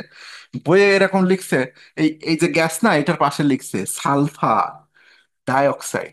আরে ভাই, আমি ক্লাস 12 পর্যন্ত পড়ছি, আমি যদি সালফার ডাইঅক্সাইড না চিনি, তা আমি কোন স্টুডেন্টের মধ্যে পড়ি? এই সালফার ডাইঅক্সাইড এভাবে লেখার কোনো দরকার আছে? তারপর এই যে ওজোন, ওজোন কি বাংলায় লিখে ব্র্যাকেটের মধ্যে O3 লেখার দরকার আছে? এইভাবে লিখে তার একটা পেজ ভরেছে। আরে ভাই, জিনিসটা তো 3-4 লাইনে শেষ করা যেত। উম, জিনিসটা কি করছে, একটা পেজ জুড়ে লিখছে, একটা পেজ জুড়ে লিখে তোমাকে ভয় দেখাইছে। ভয় দেখাই তোমাকে বলছে কি, এই জিনিসটা 3 ঘন্টা ধরে তুই পড়বি, 3 ঘন্টা ধরে পড়ে তারপরে বলবি কি আমি তো কিছুই পারি না। তার মানে জাস্ট হলো কি, তোমাকে সাথে একটা ফাজলামি করা। ফাজলামি কোনো মানে হয় না। এই যে সালফার ডাইঅক্সাইড, আরে ভাই ক্লাস 12 পর্যন্ত পড়ে আমি যদি সালফার ডাইঅক্সাইড না চিনি, তোমার ওর বাংলায় লিখতে বলছে কে? তো বইয়ের যেটা ত্রুটি সেটা হলো, মেন ত্রুটিটা কি, যে ওরা বাংলা লিখছে। এই যে হাইড্রোজেন পারঅক্সাইড বাংলা লিখছে, আরে হাইড্রোজেন পারঅক্সাইড আমি চিনি না, বাংলা লেখার দরকার আছে? তা হাইড্রোজেন পারঅক্সাইড, এই নাইট্রাস অক্সাইড, এই অ্যাসিড HNO2 নাইট্রাস অ্যাসিড, এইটা না হয় একটু লিখতে পারতো, যে এটা অনেকে হয়তো চেনে না। HNO2 অ্যাসিডটার নাম হলো নাইট্রাস অ্যাসিড, তুমি যদি এইটা না চেন, এইটা একটু তারা লিখে দিতে পারতো, যে এটা হয়তো অনেকে নামটা জানে না, সেই হিসেবে ঠিক আছে, এটা হলো নাইট্রাস অ্যাসিড, নাইট্রাস অ্যাসিড, এটা না হয় লিখতে পারতো। প্রত্যেকটার পাশে এরকম বাংলা লেখার দরকার কি, লিখে এক পেজ ভরানোর দরকার কি? তার মানে বইয়ের যে পেজটা আছে, দেখে পর এখন যে একটা কুরাস মেরে দিবা যে ভাই গাধা, আমরা গাধা স্টুডেন্ট বানাই পাইছি। আমি এই গাধা বই পড়তে চাই না। এই কারণে বইয়ে যে পেজে এটা লেখা আছে জারক বিজারক নিয়ে যে বই এগুলা, একটা টান মেরে একটা কুরাস মারবা। কুরাস মেরে তুমি খাতায় আমি যেভাবে দেখাচ্ছি এভাবে নোট করবা। পরীক্ষার আগের দিন নোটটা পড়ে যাবা, তোমার কাজ হয়ে যাবে। তো এই জিনিস কিন্তু তুমি যদি বইয়ের থেকে মুখস্থ করো, তোমার কিন্তু মনে থাকবে না। কিভাবে মনে রাখা যায়? এই যে আমি যেভাবে লিখছি, প্রথমত মেন লাইনটা আগে লিখে নিছি, যে এইগুলো হলো আমাদের জারক বিজারক উভয় ধর্ম আছে, তার মধ্যে থেকে কোনটা গ্যাস কোনটা তরল কোনটা কঠিন আমি আলাদা করে ফেলতে পারি। তো এই হলো আমাদের জারক বিজারক উভয় ধর্ম কারা আছে তাদের এক্সাম্পলটা। এখন যদি আমি বলি যে জারক, শুধু জারক কারা, 2 নম্বরে শুধু জারক, জারকের ইংলিশটাও কিন্তু আসে অক্সিডাইজিং এজেন্ট। এটা আর অনেকে জানে না, তাদের জন্য যদি লিখে দিই অক্সিডাইজিং এজেন্ট। অক্সিডাইজিং এজেন্ট জারক কারা? তো এই জারকের যে প্রথম যে আমি একটা লিস্ট তৈরি করছিলাম দেখো, সেই লিস্টটা যদি এখন আমি একটু লিখি, যে হ্যালোজেন গুলা প্রথমত প্রথমত আমাদের যেটা প্রয়োজন সব থেকে মোস্ট, KMnO4, K2Cr2O7, আমি ফুল লাইনটাকে লিখে নিই ভার্সিটির জন্য যেটা লিখছিলাম। তারপরে হলো কপার সালফেট, তারপরে লিখছিলাম হলো হ্যালোজেন, অক্সিজেন, হ্যালোজেন মানে হ্যালোজেন গুলো হলো ফ্লোরিন, ক্লোরিন, ব্রোমিন, তারপরে হলো আয়োডিন। এগুলো হলো আমার জারক। আর কি লিখছিলাম আমরা? লিখছিলাম, লিখি নাই, লিখছি ব্রোমিন। ব্রোমিন হলো আয়োডিন। ওকে। আর আমাদের প্রয়োজন আছে HNO3, H2SO4। এইগুলো সব লিখতেছি, যদিও সবগুলো আমাদের আসে না। HNO3, H2SO4, আর দরকার নেই, মোটামুটি এইগুলো হবে। আর এর বাইরে যদি কেউ একটু লিখতে চাও, KClO3টা লিখতে পারো, আর MnO2টা লিখতে পারো। এতগুলো আসলে এগুলো ইম্পর্টেন্ট না অতটা, জাস্ট লিখতে চাইলে একটু লিখতে পারো। এখন এই যে জারকগুলোকে আমরা এরকম কঠিন তরল গ্যাস আকারে আলাদা করে ফেলবো। ঠিক আছে, কঠিন তরল গ্যাস আকারে আলাদা করে ফেলবো। এখন এই তিনটার যে উভয় ধর্ম আছে, এই তিনটা কিন্তু এদের মধ্যেও পড়ে। ঠিক আছে, এই তিনটার কিন্তু যে উভয় ধর্ম আছে, এই তিনটা কিন্তু উভয় ধর্ম, আর এই তিনটা উভয় ধর্ম আছে, এটা একটু মনে রাখো। এখন আসি, আমরা যদি এইগুলোর মধ্যে থেকে গ্যাসগুলোকে আলাদা করে ফেলি, গ্যাসীয় জারক, এগুলোর মধ্যে থেকে যদি আমরা গ্যাসীয় জারক গুলোকে আলাদা করে ফেলি, তা গ্যাস কোনগুলো দেখে দেখে চেনো না? এই KMnO4 কঠিন, K2CR2O7 কঠিন, কপার সালফেট কঠিন, অক্সিজেন গ্যাস। এই যে প্রথম আমরা গ্যাস পেয়ে গেছি, তাহলে অক্সিজেনটাকে আলাদা করে ফেললাম। আচ্ছা, হ্যালোজেনের মধ্যে একটু দেখো, এই হ্যালোজেন হলো ফ্লোরিন, ক্লোরিন, ব্রোমিন, আর আয়োডিন। এই প্রথম দুইটা কিন্তু গ্যাস। যারা জানো না, জানে না মনে হয় এমন কেউ নাই। ফ্লোরিন আর ক্লোরিন যে একটা গ্যাস, এই জিনিস জানে না মনে হয় এমন কেউ নাই। আর ব্রোমিনটা যারা যদি না জানো, ব্রোমিন হলো লাল বর্ণের একটা তরল, একমাত্র তরল অধাতু, সেটা হলো ব্রোমিন। ব্রোমিনটা হলো লাল বর্ণের তরল। ঠিক আছে, একদম টুকটুকে লাল বর্ণের একটা তরল। আর আয়োডিনটা একটা কঠিন পদার্থ, এটা সবাই জানে, যে আয়োডিন ওই যে লবণের সাথে দিয়ে মিশা যায়। আয়োডিন হলো কঠিন পদার্থ। এই আবার বাংলা লিখছি আমি, হাজারি স্যারের বইয়ের মতো পাগল হয়ে গেছি। আয়োডিন হলো কঠিন। তাহলে এইগুলোর মধ্যে যদি এখন আমরা গ্যাসীয় জারক আলাদা করি, তাহলে কোন দুইটাকে নিব? ফ্লোরিন আর ক্লোরিনকে নিব। যদি ফ্লোরিন আর ক্লোরিন এখানে বসাইলাম, যে ফ্লোরিন হলো, ক্লোরিন হলো। আচ্ছা, এবার খেয়াল করো, এই দুইটা আবার হাজারি স্যারের বইয়ের মধ্যে লিখে রাখছে। আরে ভাই, এটা তো যদি জারক বিজারক উভয় হয়, তো আমি এটা লেখার দরকার আছে এখানে? তা তুমি একটু এখানে লিখে রাখো। আমি এখানে লিখে রাখলাম SO2 আর O3, এই দুটো হলো উভয়। লেখো উভয় ধর্ম। তো যেহেতু উভয় ধর্ম আছে, এখানে ওরাও ঢুকে গেছে। কারণ কি, সে জারক বিজারক উভয় হতে পারে। তাহলে এই তিনটা হলো মেনলি আমাদের জারক, অ্যাজ এ জারক। আর সালফার ডাইঅক্সাইডের ওজন কেন লিখছি, কারণ এই দুইটার উভয় ধর্ম ছিল, সেই হিসেবে ওরা ওখানে ঢুকছে। তাহলে এবার গ্যাসীয় যদি বিজারক গুলো লিখি, গ্যাসীয় বিজারক, গ্যাসীয় বিজারক গুলো আমি কিভাবে চিনবো? এই গ্যাসীয় বিজারক না, গ্যাসীয় বিজারক পরে লিখি, আগে জারক বিজারক গুলো আমরা আলাদা, শুধু জারক গুলোকে আলাদা করে ফেলি। গ্যাসীয় জারক শেষ, এবার লেখো তরল জারক। তরল জারক, তরল দেখে দেখে চেনো কিনা দেখো তো। এটা কঠিন, এটা কঠিন, এটা কঠিন। আচ্ছা, ব্রোমিন হলো এই যে তরল। তাহলে প্রথমে পাইলাম আমরা ব্রোমিন হলো তরল। আমরা দেখে চিনি, আমি কিন্তু ভিজুয়ালাইজেশন দেখেই চিনি, কারণ আমি ক্লাস 12 পর্যন্ত পড়ছি। ক্লাস 12 পর্যন্ত কোনটা কঠিন, কোনটা তরল, কোনটা গ্যাস, এই জিনিস যদি আমি না জানি, তাহলে আমি হলো গাধা। ঠিক আছে, তাই এই গাধা কেউ নাই ইন্টারে মেডিকেল ভর্তি পরীক্ষা দেবে, ভার্সিটি ভর্তি পরীক্ষা দেবে, সে কঠিন তরল গ্যাস চেনে না এমন কেউ নেই। HNO3, H2SO4, এই দুইটা যে তরল, এটা তো কারো বলে দেওয়ার দরকার নাই যে HNO3 এটা একটা তরল পদার্থ। তারপর H2SO4 যে একটা তরল পদার্থ, এটা কারো বলে দেওয়ার প্রয়োজন নাই, এটা সবাই পারবে। আর এদের সাথে এই দুইটা জিনিস ঢুকবে। কেন ঢুকবে? কারণ এটা উভয়। তো উভয়গুলো আমরা ব্র্যাকেটে রাখি, তাহলে আমাদের বুঝতে সুবিধা হবে। H2O2 আর HNO2 হলো আমাদের উভয়।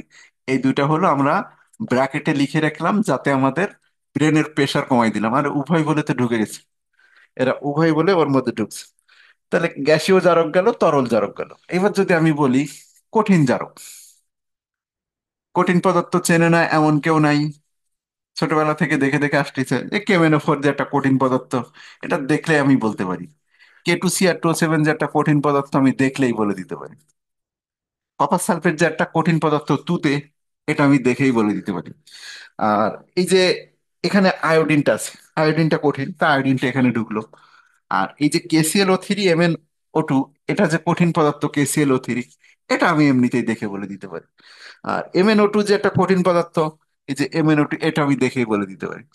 দেখো তো, এই জিনিস কি আলাদা করে মুখস্থ করার কোনো দরকার, যে কোনটা গ্যাস কোনটা তরল কোনটা লিকুইড? মোটেও দরকার নাই। জিনিসটা তুমি নিজে জানো। কিভাবে? দেখো, দেখেই তুমি চিনতে পারো। দেখে রাখো যে আমি দেখেই বলতে পারি কে গ্যাস কে তরল কে কঠিন। তুমি দেখেই বলতে পারো।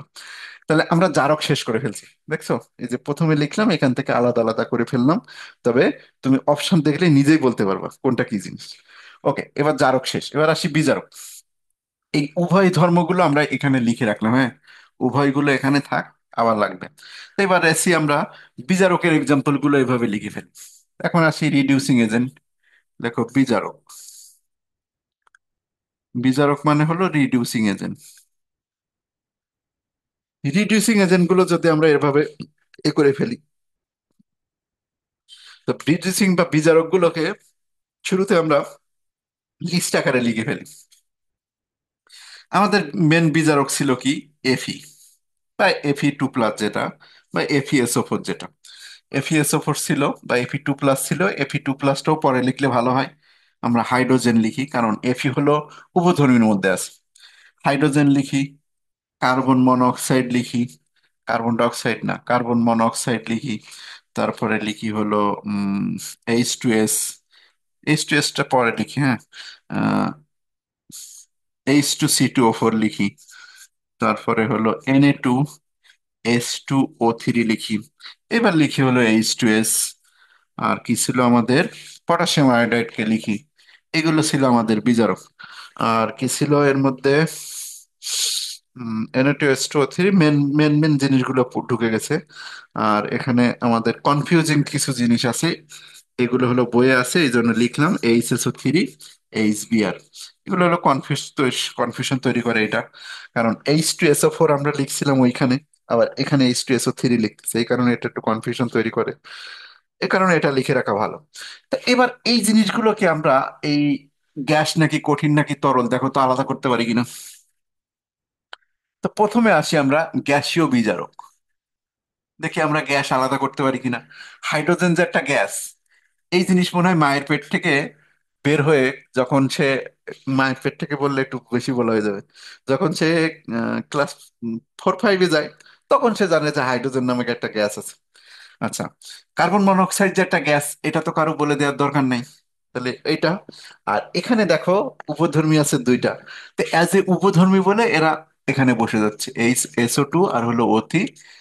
ওখানে যেমন বসাইছিলাম এখানেও বসাই দিলাম, যে এখানে উপধর্ম এরা। আচ্ছা, তরল বিজারকে আসি এবার। তরল বিজারক,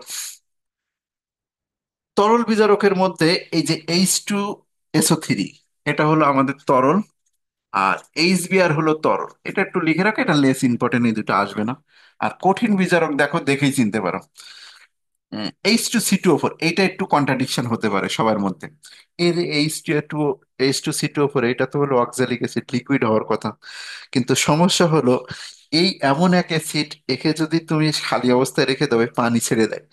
একে হলো পাউডার আকারে পাওয়া যায়, যদিও তুমি লিকুইড আকারে ফর্ম তৈরি করতে পারবা। লিকুইড আকারে কি করতে পারবা? বানাইতে পারবা। কিন্তু সমস্যা হবে কি, অতি লঘু হবে দ্রবণটা, না হলে এটা অতি লঘু না হলে বেশি মাত্রায় দ্রবীভূত হতে চায় না। জৈব যৌগ, জৈব অ্যাসিড যেহেতু কম দ্রবীভূত হয়। তবে দ্রবীভূত হয়, এটা কিন্তু সলিড অবস্থায় পাওয়া যায়, কি হিসেবে? পাউডার হিসেবে পাওয়া যায়। এই জন্য মনে রাখবা যে H2C2O4টা কিন্তু কঠিন। আর এই যে Na2S2O3, এটাও একটা কঠিন। Na2S2O3টা হলো কঠিন। আচ্ছা, আমরা H2S লিখছি, H2Sটা কিন্তু এখানে আসবে, কারণ H2Sটা তো গ্যাস। আচ্ছা, পটাশিয়াম আয়োডাইড যে একটা কঠিন, এটা তো বলে দেওয়ার দরকার নেই। এই হলো আমাদের জারক বিজারক, কোনটা তরল কোনটা কঠিন কোনটা গ্যাস, আসলে আমরা দেখলেই বলে দিতে পারি। আর এখানে লেখো অধিকাংশ ধাতু, মানে সকল ধাতুগুলোই কি? সকল ধাতুগুলো বিজারক। ধাতুগুলো আবার কি? কঠিন বিজারক। তো এই জিনিস মেডিকেলে কিভাবে আসে, এখন আমরা প্রশ্ন দেখলেই বলি। হুম। এখন আসো, ভার্সিটিতে যদিও কোনটা গ্যাস কোনটা সলিড কোনটা লিকুইড আসে না, কিন্তু মেডিকেলে এই জিনিস কোনটা গ্যাস কোনটা সলিড কোনটা লিকুইড এইভাবে আসে। তাহলে প্রথম থেকে আমরা যাই।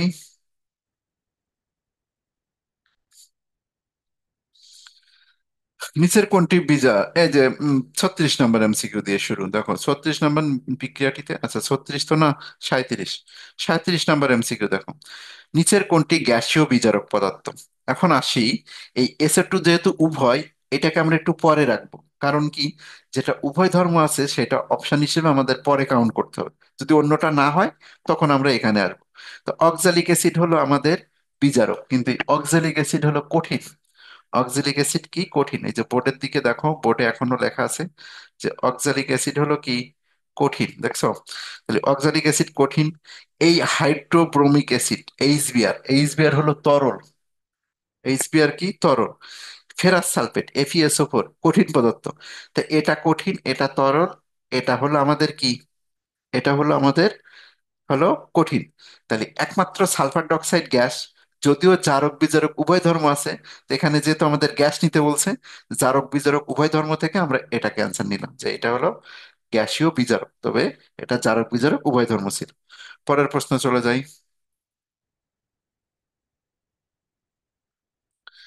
37-এর পরে 38 নম্বর এমসিকিউ দেখো, মেডিকেল ভর্তি পরীক্ষা 19 কুড়ি, কোনটি জারক বিজারক উভয় হিসেবে কাজ করে। এটা তরল আর কঠিন কিছু বলে নাই। তো নাইট্রাস অ্যাসিড মনে আছে, একটা অ্যাসিডকে আমরা লিখছিলাম নাইট্রাস অ্যাসিড, HNO2। এই সে নাইট্রাস অ্যাসিড, এটা হলো HNO2। এটা জারক বিজারক উভয় ধর্ম আছে, এই জন্য আমি কিন্তু নাম লিখে দিছিলাম। HNO2 এটা জারক বিজারক উভয় আছে। আর নাইট্রোজেন পার অক্সাইড এগুলো আসলে না, নাইট্রিক অ্যাসিড জারক, জারক বিজারক উভয় আছে, শুধু নাইট্রাস অ্যাসিডে। ওকে, এরপরে চলে যাচ্ছি আমরা পরের বিক্রিয়াতে। গ্যাসিয়াস, মানে গ্যাসিয়াস জারক কোনটা। পরের নাম্বার 39 নম্বর দেখো, বলছে হলো গ্যাসিয়াস জারক। তো এখানে এইটা তরল, বাদ। কেমেনোফোর কঠিন, বাদ।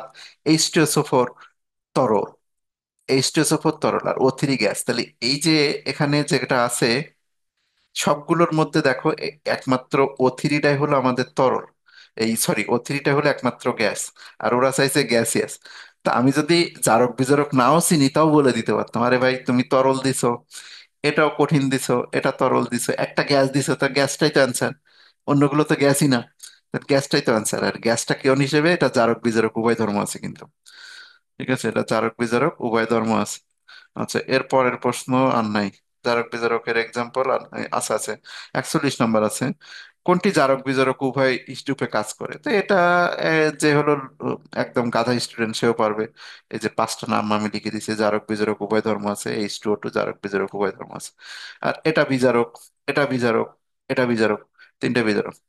ওকে, তাহলে আশা করি জারক আর বিজারক চিনবে না এমন কেউ নাই এই ক্লাসটা যদি করো। তো জারক বিজারক উভয় দেখতে তোমার কোনো অসুবিধা হবে না। ওকে, তাহলে জারক বিজারক এক্সাম্পল শেষ, আমরা লাস্ট টাইপ করব ম্যাথ।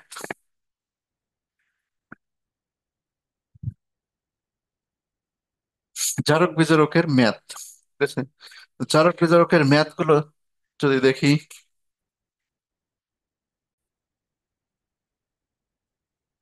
কেন আসা যাক জারণ বিজারণের ম্যাথ। প্রথম বলেরই, জারণ বিজারণের ম্যাথ কিন্তু ক্যালকুলেটর ছাড়া করাটা খুবই খুবই টাফ ব্যাপার। মানে ম্যাথ খুবই ইজি, কিন্তু সমস্যা হয় কি, ক্যালকুলেশন বড় বড়, দেখলেই বুঝতে পারবা। তো আমি টাইপ আকারে জারণ বিজারণের ম্যাথ, এটা হলো আমাদের টাইপ 7। আহ প্রথমে আসি, আমাদের ম্যাথের ফর্মুলা, এখানে একটা জারক ইনভলভ থাকে আর একটা বিজারক ইনভলভ থাকে। ম্যাথের ফর্মুলাটা হলো, আমরা ওই যে টাইটেশন করে আসছি আগের টাইপে, টাইটেশনের ম্যাথ, এটা same formula, E1 N1 E2 N2। এখানে ইটা হলো ওই যে তুল্য সংখ্যা, ইটা হলো আমাদের সেই তুল্য সংখ্যা, আর এনটা হলো মোল। এই মোল যদি ভরে দেয়া থাকে তাই এন কে আমরা W/M লিখবো, আর যদি আয়তন ঘনমাত্রায় দেয়া থাকে VL/S লিখবো। এই হলো আমাদের কাজ। এখন দেখি যে কোনগুলো আমাদের তুল্য সংখ্যা হিসেবে লাগবে। তো তোমাদের আমি আগেই বলছি যে কেমের ওপর 5টি ইলেকট্রন গ্রহণ করে, মানে জারকের তুল্য সংখ্যা আমাদের অনলি দুইটা প্রয়োজন। জারক হলে আমাদের দুইটা তুল্য সংখ্যা প্রয়োজন, জারক যে কয়টি ইলেকট্রন গ্রহণ করে সেটা তার তুল্য সংখ্যা। অর্থাৎ কেমের ওপর 5টি ইলেকট্রন গ্রহণ করে মানে তুল্য সংখ্যা 5। আর K2Cr2O7 ছয়টা ইলেকট্রন গ্রহণ করে, মানে এর তুল্য সংখ্যা 6। তো জারক হিসেবে আমাদের এই দুইটা তুল্য সংখ্যায় প্রয়োজন পড়বে। অ্যাজ এ বিজারক আমাদের কোনটা কোনটা কাজে লাগবে? এফইএসও4 আমাদের কাজে লাগবে। এফইএসও4 এর তুল্য সংখ্যা 1। যদি জিজ্ঞাসা করো কেন 1, তাহলে আমি বলবো যে Fe2+ একটি ইলেকট্রন ছেড়ে দিয়ে Fe3+ যায়। তাহলে যেহেতু সে একটি ইলেকট্রন ছাড়ে, এই কারণে এর তুল্য সংখ্যা 1 বিজারক হিসেবে। আর H2O2 যদি আমাদের কখনো আসে, তাহলে এটা দুইটা ইলেকট্রন ছাড়ে। H2C2O4 যদি আমাদের কখনো আসে, তাহলে এটা হলো দুইটা ইলেকট্রন ছাড়ে। আর আমাদের সচরাচর প্রয়োজন পড়বে না। তাহলে জারক হিসেবে এইটা, বিজারক এটা। 90% কেসেস ক্ষেত্রে আমাদের ম্যাথটা সবসময় এইটা এইটা আর এইটা দিয়ে আসে। তার মানে তুমি যদি কিছু না জানো, এই তিনটা তুল্য সংখ্যা জানো, তোমার কাজ চলে যাবে। এখন আসা যাক, এই তিনটা জিনিসের ভর মুখস্থ রাখাটা খুব জরুরি। মানে যদি তুমি ম্যাথটা করতে চাও ক্যালকুলেটর ছাড়া, তা যদি ভর তিনটা মুখস্থ থাকে, তাহলে অ্যাটলিস্ট তুমি ম্যাথটা করে দেখতে পারো। মানে ডাটা এভাবে মিলাই দিলেও দিতে পারে যদি ভাগ্য প্রসন্ন হয়। তো এখানে ভর একটু লিখে রাখো, যে আণবিক ভর, তিনটা পদার্থের আণবিক ভর একটু লিখে রাখো। তাহলে বুঝাইতে মানে ইজি হবে তোমার জন্য। তো প্রথমত আমি লিখলাম KMnO4, এটার আণবিক ভর 158। আচ্ছা, K2Cr2O7, এটার আণবিক ভর হলো 292। 294, 294, 294।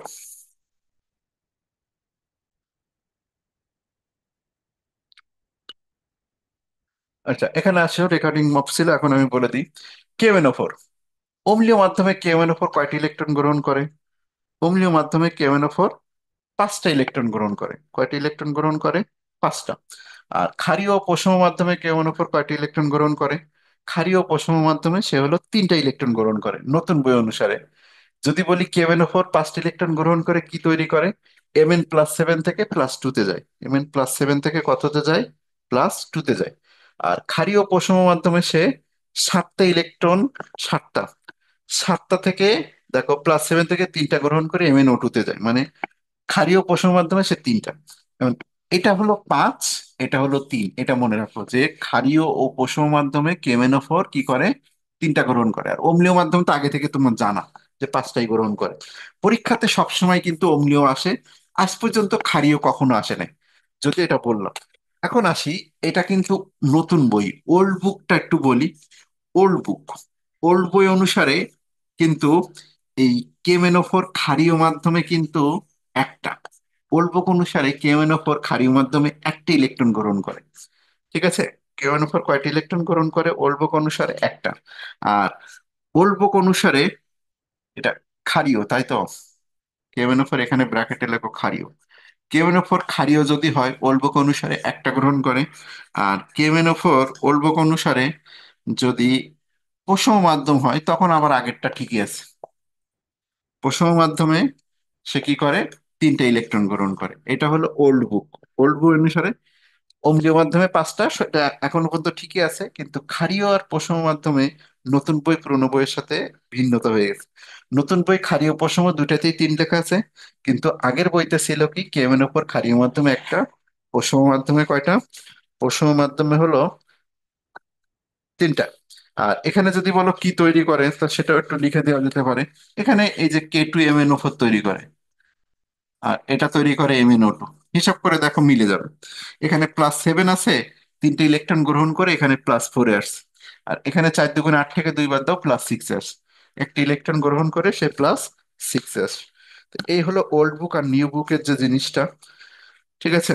এখন জারণ বিজারণের ম্যাথ করাইলাম, এটা রেকর্ডে ঢুকছে কিনা এটা আমার সন্দেহ লাগতেছে। রেকর্ড দেখছিলাম অফ করা। তো এটা ঢুকছে কিনা, যদি না ঢোকে তার নেক্সট দিন আবার দেখাইতে হবে। তাহলে KMnO4 এর কাহিনীটা আমি শেষ করলাম। KMnO4 এর কাহিনী কি হলো? এখন আসি যে বিকল্প ব্যতিক্রমী ধর্মী জারণ মান।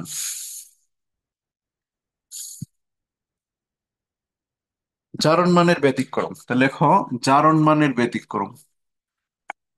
জারণ মানের ব্যতিক্রম, মানে জারণ মান নির্ণয় আমি শিখছি, ওই জারণ মান নির্ণয় ব্যতিক্রম কয়েকটা আছে। জারণ মান নির্ণয় ব্যতিক্রম, ব্র্যাকেটে লেখো ঠাটা মুখস্থ। এই জিনিস পরীক্ষার হলে এমন সময় থাকবে না যে তুমি এটা মুখস্থ ছাড়া, মানে যদি নির্ণয় করতে যাও তুমি বিপদে পড়বে। তা পাঁচটা এরকম জিনিস আসে, যে পাঁচটা জিনিস আমরা ঠাড়া মুখস্থ করে রেখে দিই। তো সেই পাঁচটা আমি একটু লিখে দিচ্ছি।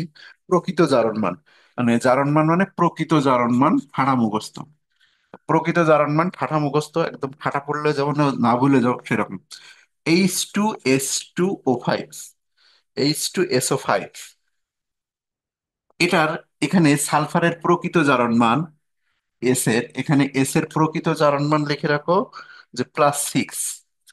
আচ্ছা, বাস্তবে যদি হিসাব করো তো দেখো 6 আসবে না, 5 দোকানে 10 থেকে 2 বাদ দাও, 10 থেকে 2 বাদ দিলে হয় বা 8, এখানে 8 আসে, কিন্তু প্রকৃত জারণমানটা হলো কি +6, H2SO5।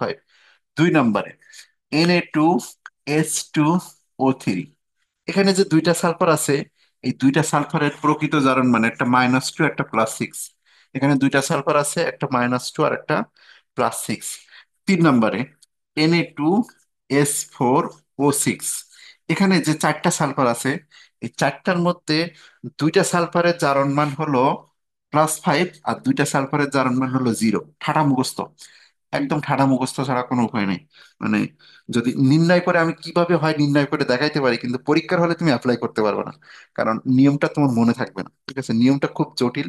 মানে সালফারের এই সন্নিবেশ বন্ধনে কি আছে, সালফারের কোনটা সমযোজী বন্ধনে আছে, কতবার দেখাইছিলাম, তারপরে দেখানোর পরে বলে কি স্যার থাক থাক, আর দরকার নাই, আমরা মুখস্থ করে রেখে দেবো। তো এই জন্য আর দেখাইতে চাচ্ছি না, কারণ ক্লাস লেন্দি হবে।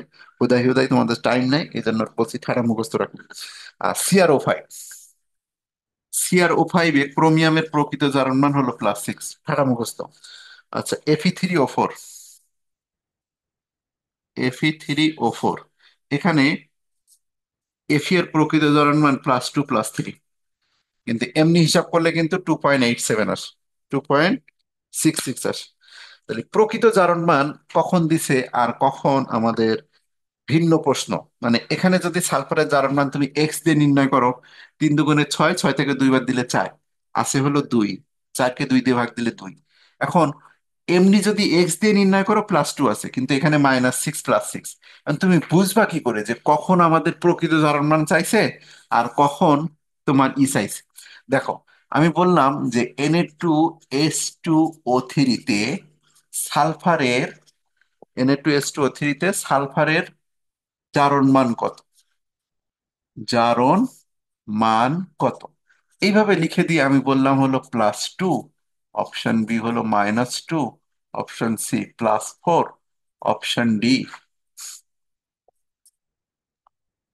+6, এইভাবে আছে। এখন কিন্তু প্রকৃত জারণ মান চাইনি, এখন এমনি জারণ মান চাইছে যেটা এক্স দিয়ে আসবে। তো Na2S2O3 থেকে তুমি এক্স দিয়ে বের করে নাও।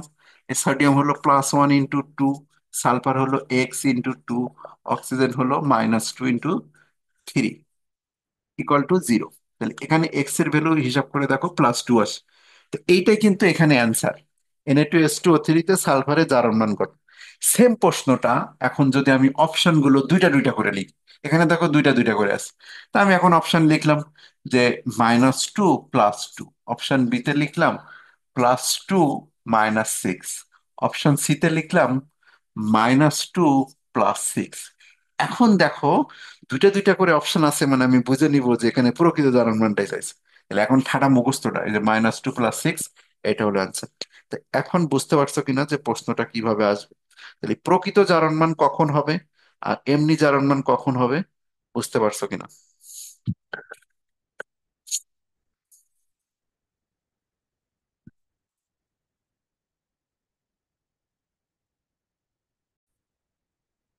এখন আসে এদের নামগুলো যদি আমি একটু বলি, কিভাবে প্রশ্ন আসবে সেটা তো বললাম, এদের কিন্তু নামগুলো ইম্পর্টেন্ট। যেমন H2SO5, এটার নাম কি কি? এটার নাম হলো, এর নামটা একটু ইউনিক টাইপের, এর নামটা লিখে রাখো যে এটার নাম হলো ক্যারোস অ্যাসিড, ক্যারোস অ্যাসিড। এই যে এটার নামটা লেখো CAROS, ক্যারোস অ্যাসিড। আর বাংলায় একে বলে per oxo sulphuric acid, per oxo sulphuric acid, per oxo sulphuric, oxo sulphuric acid. এটা প্রথমটার নাম। আর এটার নাম সোডিয়াম থায়োসালফেট, এটা সবাই জানে। এটা হলো সোডিয়াম থায়োনেট। এটার নাম হলো থায়োনেট বা টেট্রা থায়োনেটও বলে। টেট্রা থায়োনেট, তাহলে এটার নাম হলো sodium thiosulphate. Sodium thiosulphate, sodium বাংলায় লেখা থাকবে সোডিয়াম থায়ো থায়োসালফেট। আর এটার নাম হলো সোডিয়াম টেট্রা থায়োনেট। টেট্রা থায়োনেট। থায়ো মানে সালফার, এটা মনে রেখো। থায়ো মানে কি? সালফার। আর এটা হলো পারক্রোমিক অক্সাইড। পারক্রোমিক অক্সাইড। আর শেষেরটা তো বা জানো, ফেরোসোপুরিক অক্সাইড। তো এই হলো আমাদের জিনিসটা। প্রশ্ন এখান থেকে একমাত্র এইটা একবার আসছিল জাহাঙ্গীরনগর ইউনিভার্সিটিতে, আমি প্রশ্নটা দেখাই দিচ্ছি। জাহাঙ্গীরনগর ইউনিভার্সিটিতে ওই প্রশ্নটা একবার দিচ্ছিল, আজ পর্যন্ত মেডিকেলে আসে না। রেকর্ডটা হয়েছে কিনা ম্যাথগুলো, ম্যাথগুলো রেকর্ড না হয়ে থাকলে আবার ঝামেলা। এই যে 33 নম্বর প্রশ্ন, দেখ রাজশাহীতে, জাহাঙ্গীরনগরে তো না, রাজশাহী 19 কুড়িতে আসছে। এই যে CrO5, এই যে সিআর আর এখানে দেখো O5 আছে 5টা।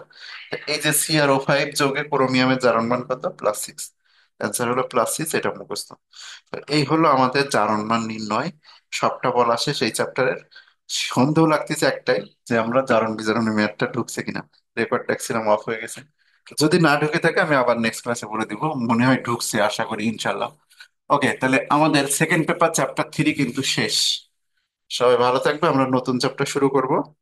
ফার্স্ট পেপার চ্যাপ্টার 2 না সেকেন্ড পেপার চ্যাপ্টার 1 আগে শুরু করি। ওকে, আল্লাহ হাফেজ, সবাই ভালো থাকবে।